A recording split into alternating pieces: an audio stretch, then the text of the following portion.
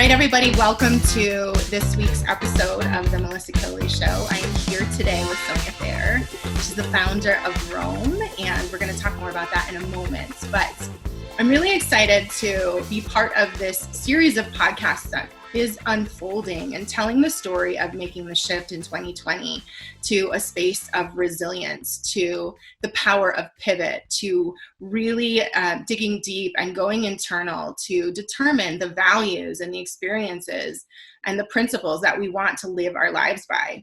So for those of you who don't know me, I've been doing this podcast now for 3 years. And when it started out, I simply wanted a venue to bring more good news to the world, right? I found all these spaces that were bringing the doom and gloom. And in this year, that is 2020. I could certainly bring a lot of it. But for many of us, we thought 2020 was the year of vision, was the year that would change our lives. And it has. When we look at the opportunities that were brought to the table to reflect, to dig deep, to connect with our communities, so much has been offered to us here. And not to diminish the hardship and the struggle that many people are facing, but many of us have found a way to be able to look inside and find the things that are eternal, our spirit, our soul. And Sonja and I did this by connecting at the yoga farm, right? So the two of us did our 200-hour yoga teacher training this spring together. And I'm so grateful for having had that experience because it's forged a friendship and also a business partnership to be able to bring some beautiful experiences to life. So without further ado, Sonja, I would love if you would share, what is Rom? Rom is a retreat company where we curate both in-person and virtual experiences that can bring you closer to the world around you as well as your inner world. So connecting people with experiences that really help them connect with themselves. I love that. I love that. So for the last few years now, so I had this, great 10-year career in finance. And I found myself at a certain point, like some of the story that you shared with me, not feeling deeply fulfilled by my work and realizing that there had to be more to life. And the last 6 years of my life, when I stepped away from that work and from the 9 to 5 to build my own business and create that business around my life instead of the other way around, it's been all about finding that internal GPS, right? And I feel like had I been exposed to something like Rom and the beautiful curated experiences that are being birthed through this company, that might have been a great asset to have to really help me go on that internal journey and connect to those values, that internal GPS that brings us closer to the things we want to do in life. So what's interesting to me, though, Sonja, is your story, because years ago, you started out in fashion, in buying, in retail. I would love for you to share a little bit about where you started and maybe connect the dots to how you got to this particular point today. Sure. So I was one of those people who started working very young. My first job was after school at 13. Mm-hmm. And I always thought of work as a means to an end. You go and you do what you need to do so you can do what you love to do, right? So you're working, you're collecting. When I was younger, I was collecting, saving up for my first car or saving up when I got older for my first apartment. So it was always really just a means to an end. Mm-hmm. And as I kind of let the flow of life usher me into the next sort of career change or the next opportunity, I didn't give much thought to my inner world. It was just, does this make sense? Is this the right move in terms of, where I'm living, my commute? I would think of a lot of the external things, but completely go numb to what was really happening inside of me. And I would create this separation, right? So this is work Sonja and this is life Sonja. And I would try and create a beautiful life that spoke to my inner world, but work was always this, external thing. And I didn't really understand that there was an option. So, I was raised by working class parents who worked so hard to just create what they could for us, mm-hmm. that I saw it as work as a sacrifice. Work has to, it should be hard. It should be tough.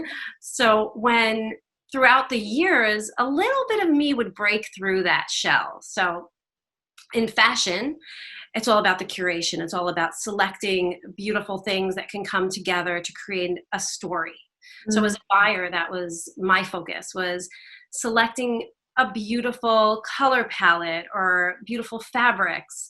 So that's where I started to peak out, because I love that. I love the idea of walking into a showroom and looking at a collection and picking out what really spoke to me or what colors work together. It was very artistic to me. So little by little, my inner world started breaking through the shell of this functional job that was there just for a purpose. Mm-hmm. And as time passed, even though I didn't pay much attention to it, it was there kind of knocking, saying, hey, you can't ignore me.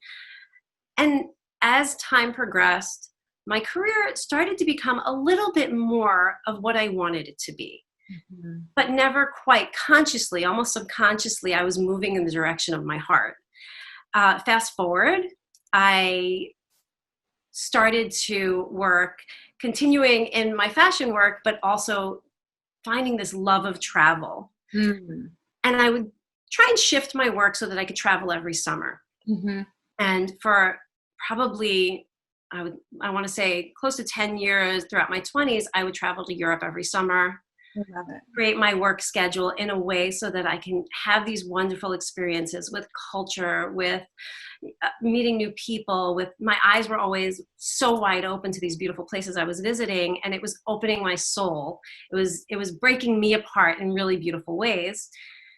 And I would bring that back to my work, to my family, to my life, and that would make me as a person richer, deeper. Mm-hmm. And I love the idea of taking that and creating that experience for other people. So I kind of been jumping around a little bit, but where I am today has been a path that has been paved by all these beautiful different opportunities that have come, along with the training I've gotten working in the different fields I have, and my heart shining throughout the whole process. So with Rom, the idea is that I'm taking these curated experiences. I'm taking the idea of being able to step outside of the box that you might put yourself in and really connect in a deeper way to what's inside and what's outside.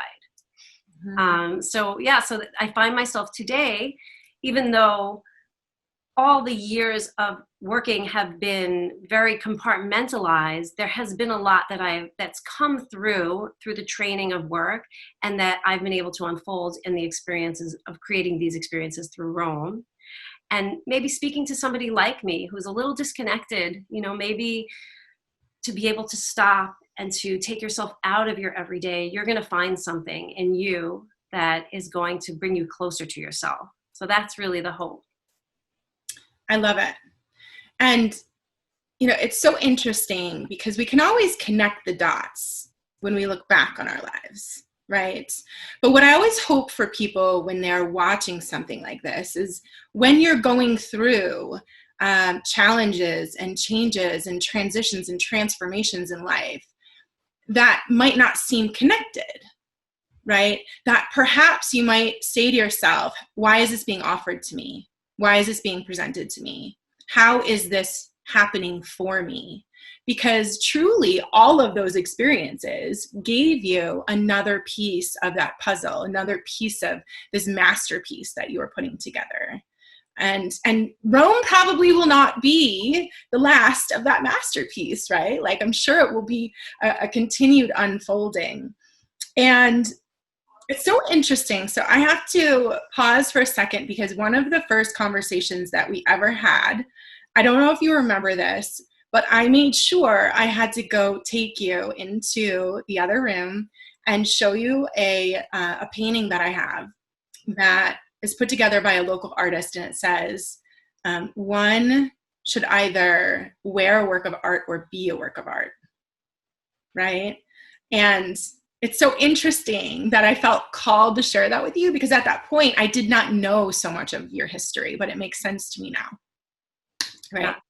It definitely, everything unfolds in the way that it should. I think that we are pulled to the experiences and the people who bring us so much closer to who we really are meant to be. So our truest sense of our being and who we are.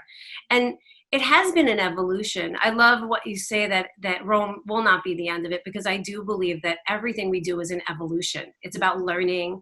It's about being in the present moment, taking the experience of the past and seeing how these things come together to help us to evolve. Yeah. So I love the idea that we're constantly evolving, and nothing is wasted and nothing is unused. So everything from my path, even though, sometimes I look at my career past and I think, wow, I'm a very different person from that disconnected person who started out thinking work it should just be a grind. You just have to hustle. And today trying to create the space for other people to understand that it's okay to really do things that you love and grow from them, and have them be your reframe in your mind what the idea of work and career and work-life balance looks like. Yeah, absolutely. And I wanted to touch on another piece too, which is travel, because I know when I was younger, I did not have the opportunity to travel. And it sounds like our upbringing was similar in the, the philosophies, the principles behind work and what life was like.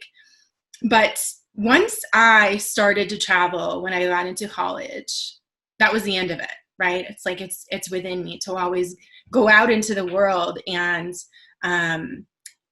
look for more adventure, and to continue to explore and to travel as much as I possibly can. And when I had my son, it'll be 5 years ago now in the spring, that was limited at first, but now I find he has that same passion. But in the meantime, what I can also tell you, and I know this is so much a part of the work that you do, and you've already talked to this point, it's that internal journey is just as rich, right? So even when we can't create the experiences outwardly in the world, and especially in the context of 2020, when we're being asked to limit those experiences and limit our activity out and about in the world, how amazing is it to have opportunities to go within, to explore that richness, to explore the beauty that is within us, especially if you're feeling some of the things that you talked about, the disconnectedness, the burnout, the, like, oh my gosh, can this year get over already, right? And I'm really excited because we will be able to come back to the table here in a couple of weeks and share the journey of you and myself and Jeannie from the Yoga Farm, and Francine, our amazing Kundalini instructor, and the project that is being born right now, which is a beautiful 3-day retreat that will be available to everybody by Christmas time, right? One of the parts about travel, I think the reason why travel is so transformative for people is because when we're in our everyday lives, there's so much we do that is consistently the same, that we're almost moving through it in autopilot. We're not really present in any of the moments. We're running through it, ticking off pieces of our to-do list without really being in the moment. But when you travel, especially if you're traveling to somewhere somewhat exotic or that you're not used to, you really have to be present because you're not used to the streets. You don't know it's a left turn here to get to where you're going. Sometimes the language is different. The money is different. So it really forces you to presence yourself. And that's why when I had to really explore this year where we couldn't travel, I really explored the idea of how do we recreate that in our everyday? How do we look at the same thing differently? And it's a little bit more of a challenge. It's easy when you're at this amazing place where, you're firing on all cylinders because it's just beautiful and different. It's a little bit easier to get to that space and get to that presence in that circumstance. It's a little bit more challenging when you're in your living room, there's connections, kids, phone, family, responsibilities, and the usual flow of things. So it requires a little creativity, and we're hoping that we're able to give you the tools through Rome to really connect differently with the same things, really see things with new eyes, create a connection to your inner and outer world that's quite magical. And we really hope to be able to give you the tools to do that. I love that. And you guys, for everyone who is watching and listening, I want to give you a little bit of homework until that comes out. And it's this. Just take a moment in your day, probably not while you're driving in the car, but take a moment in your day where you simply pause and presence yourself to the moment. Notice the things around you. What smells are in the air? What do you feel? I love this chair that I sit in because the texture is just like, it brings me into the moment. If you're outside, is the wind blowing? Is the sun shining? Do you hear the birds chirping? Take in all of the senses and just get present for a moment.